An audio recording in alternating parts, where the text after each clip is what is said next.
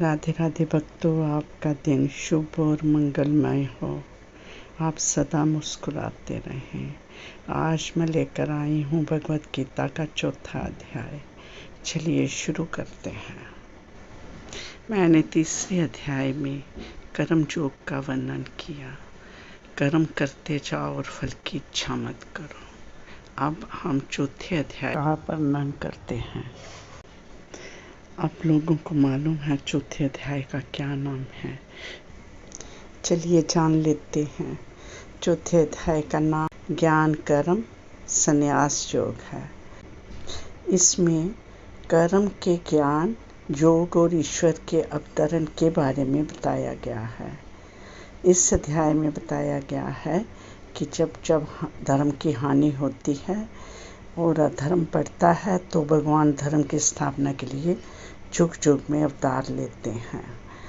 भगवान अर्जुन को समझाते हैं कि कर्म करने का सही ज्ञान क्या है और कर्म के फल की इच्छा से दूर रहने वाले मनुष्य को कर्म कभी बंधन में नहीं डाल सकते। भगवान बताते हैं कि मनुष्य को कर्म के फल की इच्छा के बिना कर्तव्य समझकर अपना कर्म पूरी लगन से करना चाहिए। ऐसे मनुष्य को उसके कर्म कभी नहीं बांधते हैं। भगवान अर्जुन को ज्ञान रूपी शास्त्र से अज्ञान और संदेह को नष्ट करने का उपदेश देते हैं। श्री कृष्ण अर्जुन से कहते हैं कि अज्ञानी, अविश्वासी और संशय में रहने वाला व्यक्ति ना इस लोक में सुख पाता है ना परलोक में। जो ज्ञानी राग द्वेष से मुक्त होकर तत्व ज्ञान को जान लेता है वह काल के बंधन में नहीं फंसता और पूर्ण मोक्ष को प्राप्त करता है। 4थे अध्याय में जिसका नाम ज्ञान कर्म संन्यास योग है, ये बताया गया है कि ज्ञान प्राप्त करके कर्म करते हुए भी कर्म संन्यास का फल किस उपाय से प्राप्त किया जा सकता है। यही गीता का प्रसिद्ध आश्वासन है। जदा जदा हि धर्मस्य ग्लानि भवति भारत, अभ्युत्थानं धर्मस्य तदा आत्मानं सृजामि अहम्। परित्राणाय साधूनां विनाशनाय च दुष्कृतां धर्म संस्थापनार्थ संभाव्यमि जुगे जुगे। श्री कृष्ण कहते हैं कि जब जब धर्म की हानि और अधर्म की वृद्धि होती है तब तब मैं अपने स्वरूप की रचना करता हूँ। साधुओं की रक्षा के लिए, दुष्कर्मियों का विनाश करने के लिए, धर्म की स्थापना के लिए मैं जुग जुग में मानव के रूप में अवतार लेता हूँ और पापियों का विनाश और अपने भक्तों का उद्धार करते हैं। भगवान श्री कृष्ण के द्वारा दिए जाने वाले ज्ञान में अर्जुन के विश्वास को दृढ़ करने के लिए श्री कृष्ण इस अध्याय में कहते हैं, हे अर्जुन, तुम मेरे भक्त और प्रिय मित्र हो, इसलिए मैं तुम्हें योग का ये परम विज्ञान बतला रहा हूँ। ये वही शाश्वत विज्ञान है जो मैंने आदि काल में सूर्य देव को सिखाया था और एक सतत परंपरा के रूप में यही ज्ञान ऋषि तुल्य राजाओं को दिया गया। अर्जुन को आश्चर्य होता है और वह श्री कृष्ण से पूछते हैं कि ये कैसे संभव है कि आपने इतने वर्ष पूर्व सूर्य देव और अन्य लोगों को ये ज्ञान दिया। श्री कृष्ण अर्जुन के संशय का समाधान करते हैं और अपने अवतरण के दिव्य रहस्य का प्रकटीकरण करते हैं। वे कहते हैं, यद्यपि ईश्वर अजन्मा और शाश्वत है, फिर भी वे धर्म की स्थापना हेतु अपनी योग माया शक्ति से इस धरा पर अवतरित होते हैं। उनका जन्म और उनके कार्य दिव्य हैं। भगवान श्री कृष्ण ने मनुष्यों के गुणों और कर्मों के अनुसार 4 प्रकार की वृत्तियां निर्मित की हैं। यद्यपि मैं इस व्यवस्था का और कृष्ण कहते हैं कि यद्यपि मैं इस व्यवस्था का रचयिता हूँ, फिर भी मुझे अकर्ता और सनातन जानो। जी, आप जानते हैं 4 प्रकार की प्रवृत्तियाँ कौन सी हैं? ये ब्राह्मण, क्षत्रिय, वैश्य और शुद्र, और इनके कर्म और गुण भगवान कृष्ण ने विभाजित करके भेजा है। एक बार जब कोई भक्त इस रहस्य को जान लेता है और पूर्ण श्रद्धा के साथ भक्ति में लग जाता है तो वह ईश्वर को प्राप्त कर लेता है और फिर इस संसार में जन्म नहीं लेता। इसके बाद श्री कृष्ण पिछले अध्याय के विषय कर्म योग पर लौटते हैं। वे कर्म के स्वरूप और उसके 3 सिद्धांतों कर्म, अकर्म, निषिद्ध कर्म की व्याख्या जारी रखते हैं। वे विस्तार से बताते हैं कि कर्म योगी अत्यंत कठिन कार्य करते हुए भी अकर्म की व्यवस्था में रहते हैं और ऐसे कर्मों के फल में नहीं फंसते। ये जानते हुए प्राचीन ऋषिगण अपना समस्त कर्म भगवान की प्रसन्नता हेतु यज्ञमान करते थे। वे सुख दुख, सफलता या असफलता से प्रभावित नहीं होते थे।